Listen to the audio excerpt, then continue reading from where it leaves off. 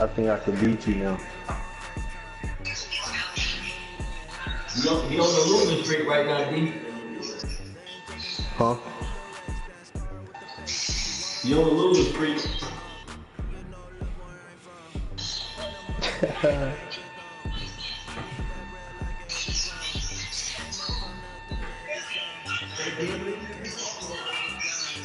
I don't play Buffalo, nigga.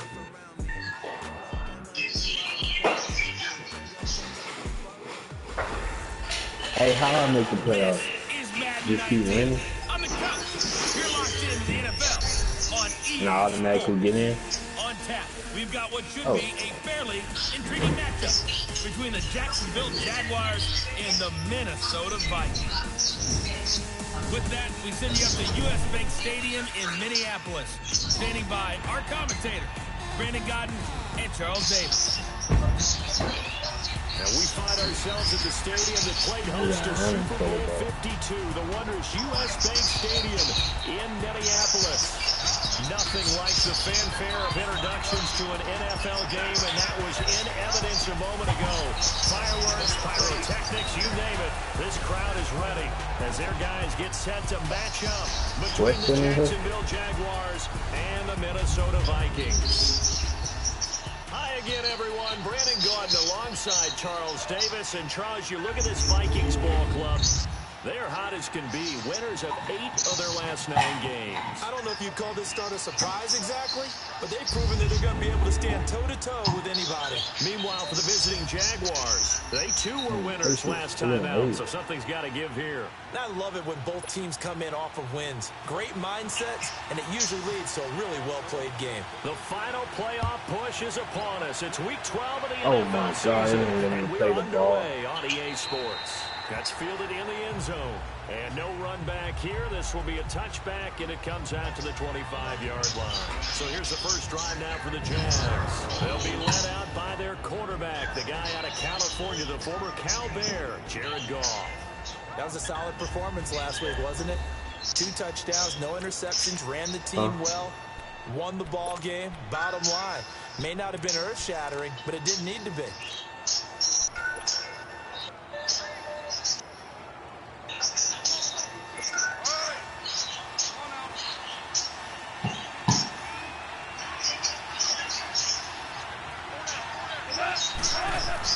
Now a first down throw. Goff throws a quick hitter on the slant. That's complete. And they're able to get this one across the 35. 11 yards there for Jacksonville and a first down as well.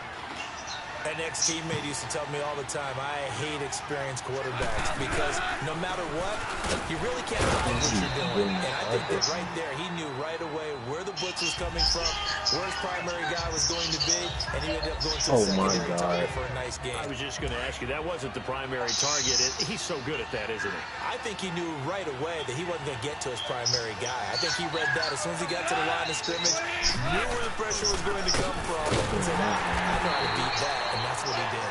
Slipped one tackle, but no more as he's knocked to the deck behind the line of scrimmage. They'll wind up losing 3 yards here, and they're going to have a third down.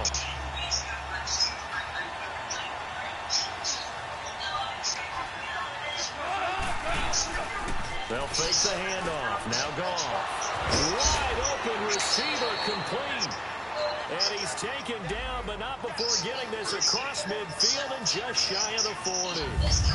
It's a gain of 20 and picking up the first.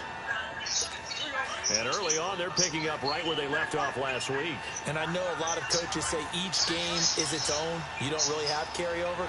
This feels like carryover. So much confidence from the previous game that they're using to their advantage now.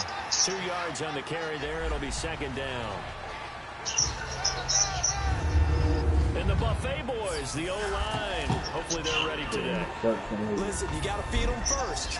But if you do, you usually get a great product out on the field. And when they play well, the quarterback can't wait to feed them afterwards. Oh, I pressed triangle. Here's Goff now on second down. Dumps it off to Fournette. And brought down, but able to get it to their 30-yard line. First down, Jacksonville. The passing game looking sharp on this drive for the Jags. I don't believe that this opening drive is surprising to either one of us after the time we spent with the coaching staff and players prior to the game. What about you? Absolutely. Not only that, but that big article in this paper this morning about their philosophy on starting games like you're shot out of a cannon, and that's what they've done. Very methodical here on this first drive. Yeah, so many teams talk about that fast start. We're actually seeing it happen right here in front of us. But now the kicker, can they cap it off by putting the ball in the end zone? Here now the starters defensively for the Vikings. They were excellent a week ago in the victory over Arizona. And the big difference in the game, their ability to force turnovers. Multiple, in fact. Being able to take the ball away, give it back to their offense, the big difference in the game. It was impressive. Now the question, can they duplicate it? 2nd and 5 after the 5-yard completion on first down. They go back to the ground now with Fournette. And he's going to take this one down to about the 23-yard line.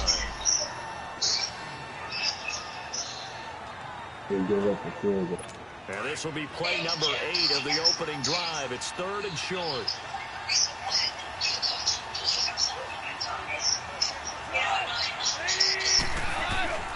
From the gun, here's Gone. And a quick throw here, that's complete. And down inside the 15, shy of the 10. First catch for him. It's good for a dozen and a first down.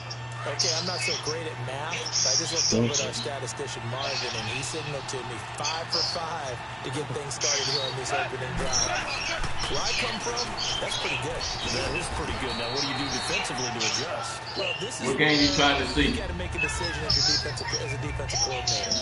Do you really get after the quarterback, or maybe you tighten down on the receivers, bump them off of their routes, chip away at their timing, so things aren't as precise as they've been so far in this game.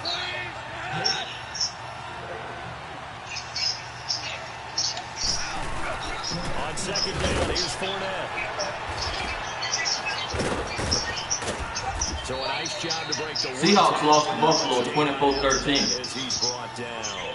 2 yards on the carry there, and it's going to lead him to 3rd down. 2 yards on the first down carry, and then followed up by 2 yards on the second down carry. Well, that's definitely not going to be enough to get the job done. What's the Seahawks? 3 yards in a cloud of dust. Now they're going to need 6 on 3rd down. They're trying to keep, trying to get Junior out of the playoff. Nowhere to escape, and he goes down. Daniel Hunter. Oh, okay. Get him, and that's sack number 6 for him on the year. Well, it's about how teams are so competitively matched, and you just want to make those plays that give you an advantage. How about right here? The difference between letting them score a touchdown versus holding them to a field goal, that's absolutely huge with the play he just made. And you know he hated taking the loss there on 3rd down. And with that last field goal, that puts him now at 300 made on his career, and that is something to celebrate. And that puts him in the top 30 all time. So he's really made a mark, and he's got plenty of life left in that leg, that's for sure. And a pretty good return here. He'll be stopped just shy of the 25 at the 24-yard line.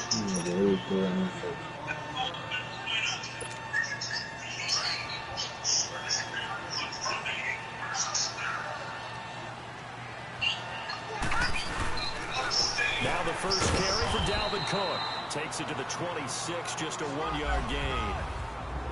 They tried a quick hitter inside, but that one was swallowed up because what they're hoping, those big defensive linemen will take the bait and move laterally and open up a crease that they can run through. Didn't happen on that play. On second down, Cook. And he's going to be met at the line of scrimmage and taken down. No gain on the play there, so that doesn't help. Now they're looking up at a 3rd and 9 situation. Flush to his right. He gets it to Brown. Complete. And they'll get it up just short of the 45 at the 44. That's the number 2 receiver in the NFL in terms of yardage. And tell you what, a few more plays like that, he won't be number 2 for long. But that's what often happens when you have competitors running around the field. These guys know where they stand in relationship to yardage, totals, numbers, the whole deal. And let's face it, all of them, they all want to be number 1. It's a loss of 2 there, bringing up second down. Anytime you call an inside running play, you just know there should be a lot of congestion there. You're counting on your offensive line to take control of the line of scrimmage. That didn't happen in this case, and that play got bottled up. Steps away to his left. Looking left sideline, it's complete. And he's going to be out of bounds, but able to take it inside the 40-yard line. First time these two have hooked up this afternoon, and it's a first down. He was out there waving his arms, and when you got a quarterback out of the pocket looking for any help, I guess waving the arms is helpful. It certainly is, because you got to get his attention, because now you're in scramble drill. So everyone's adjusting their routes, finding open space, and he found the right spot for the completion. Back-to-back nice plays, 12 yards that time, and a first down. Well, they're piecing together a nice drive to start this one. Seems pretty scripted and pretty successful so far. And I think they did it without our help. Because you remember when we sat in with them in the production meeting with them to talk about this. And hey, now look at this. Big gain, but fumble. And the Jags grab it. And a big turnover there. These guys will get the football back. Partner, on my spot sheets, I highlighted turnover margin because we remember they turned it over 4 times last week. So another one here in the first quarter. This isn't the way they want to go. No, not even close. And it's not something you even imagine because and this is going to wind up a safety. And Charles, at some point, you can't keep worrying about big play. Can this be perfect? You just have to get the ball out of the end zone. And in the offensive huddle, that was discussed when they called the play. Just get out of the end zone. But you know what's interesting? A lot of the times in the defensive huddle, they actually call a set and then say at the end of it, get a safety. So it's preached, it's coached, it's thought about. And now out comes Minnesota. And last time the turnover on the fumble, and they were in enemy territory, so that had to be very frustrating. Down on the scoreboard here, can't do it again. You nailed every part of what was frustrating. Down on the scoreboard, had a drive going, and pushed it past the 50-yard line, so they thought they were in striking distance, and to come away with nothing, not a good feeling at all, to put it mildly. Now they can't afford to do that again. Yeah, now can they get that bad taste out of their mouth here? Escaping the pressure right. Toward the sideline, and look at that catch. Dragging the toes, and that's going to be a first down. Well done. And they've got it here with a first down.